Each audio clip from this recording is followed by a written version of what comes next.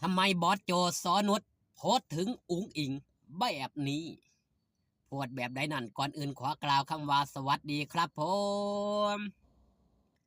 สวัสดีพี่น้องครับป้องปายมิตรหมอแคนแฟนหมอลำยินดีต้อนรับเข้าสู่ช่องไทยซีเกตชาแนล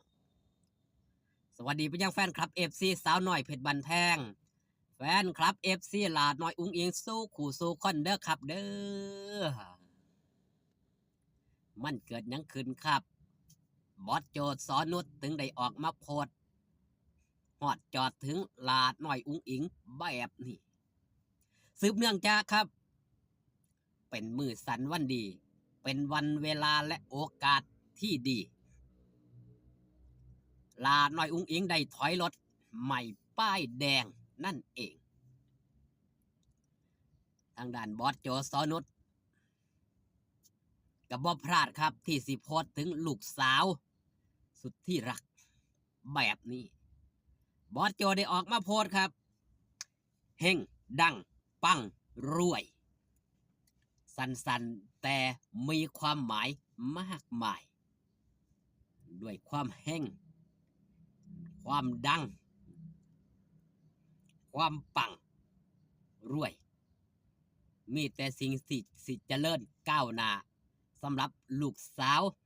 ผู้ที่ตบแต่งผู้ที่ปลุกปั่นมากับไม้กับมือหลังจากนั้นมาครับสอนุชบ่ยอมเชกเช่นเดียวกันครับพี่น้องตอนนี้โพสต์ถึงครอบครัวเลยครับยินดีกับพ่อเอกแม่หน่อย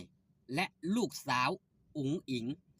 แห่งปังขับขี่ปลอดภัยเด้อจ้า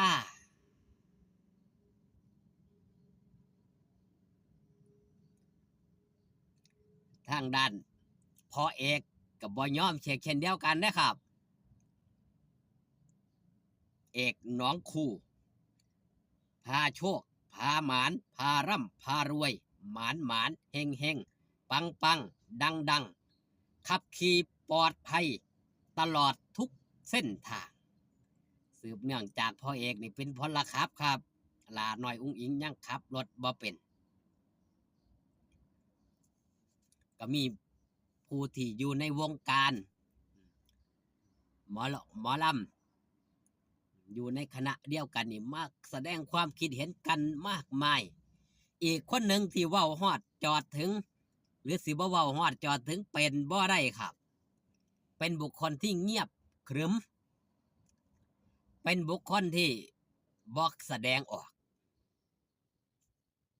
แต่ก่อนนี่บอกกะแสดงออกแต่ณปัจจุบัน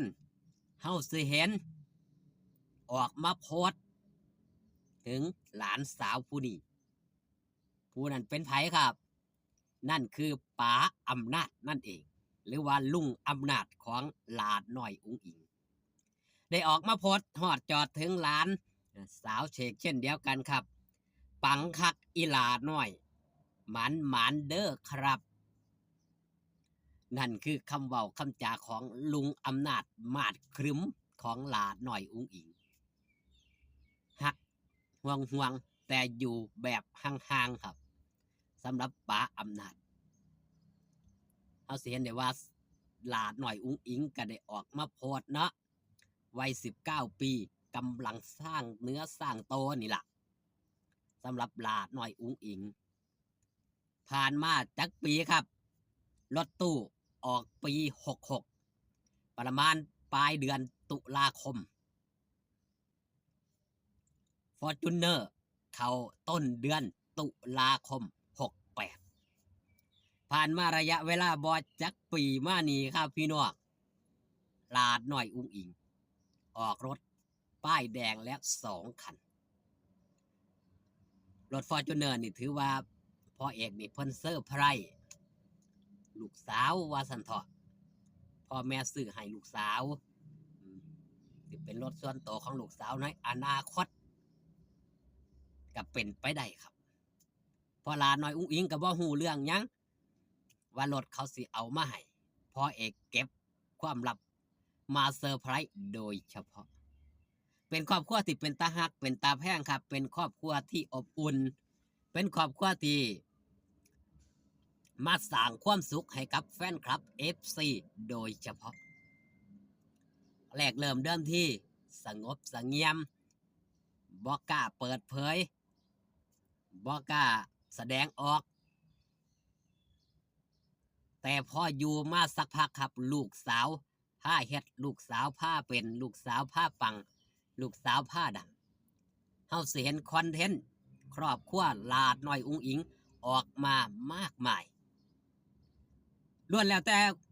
เป็นคอนเทนต์ที่สร้างห้อยยิ้มสร้างเสียงหัวเราะสร้างความสุขให้กับมิตรหมอแคนแฟนหมอลำนั่นเองพ่อเอกก็เป็นคนสนุกสนานล่าเริงเงียบแต่กวาดเรียบนักครับสำหรับพ่อเอกเห็นว่าเงียบคึมแต่พอแสดงออกนี่บ่คาดคิดครับสำหรับแม่น้อยเองเป็นคนยังครับเป็นคนมวนอยู่แล้วสังเกตได้จากไผครับสังเกตได้กับหลาน้อยอุ้งอิงถอด DNA แม่น้อยโดยเฉพาะเลยความมวนความฮาพอได้เบิ่งแล้วแฟนคลับ FC ก็มีความสุขสำหรับ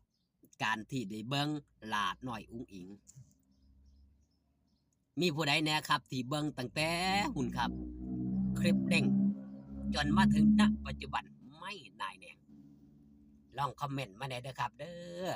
เพื่อเป็นกำลังแห้งเชียร์แห้งใจไปน้ำกันมีความคิดตรงกันหรือไม่อย่างไรสำหรับแฟนคลับ FC ลาดน้อยอุ้งอิงผมเชื่อได้เลยว่าล้วนแล้วแต่เป็น FC ขอบตาดำบ่ได้เบิงคือกับมันบ่ได้กินหยังสักอย่างนี่